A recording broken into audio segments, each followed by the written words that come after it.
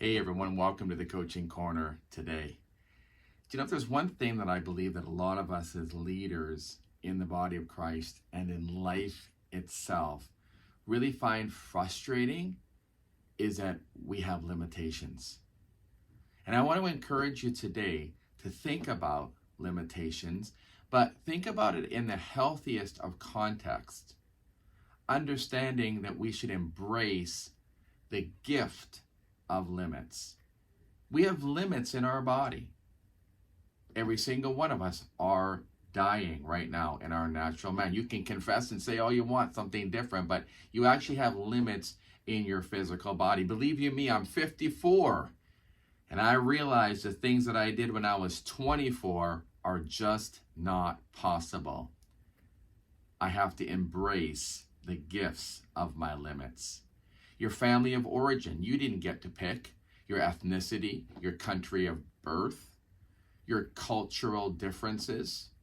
There's limitations along the way. Your marital status. Both married people and single people are limited. Every single one of us need to acknowledge that. There's a limit to how many children that you have. There are limits on even the dynamics of relationship. There's limits to your talents. Jesus has all gifts. You might have 3, you might have 10, you might have a lot more than even you are realizing or have activated in your life. Your material wealth, there's limitations to that. Okay, even a multimillionaire has limited resources, but are you using the resources that you have?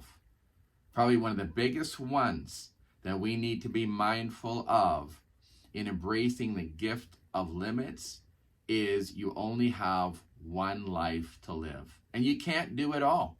I'd like to try to live in Europe and Asia and Africa and different parts of the United States of America. I'd even like to live in different parts of Canada. But there are limits on that.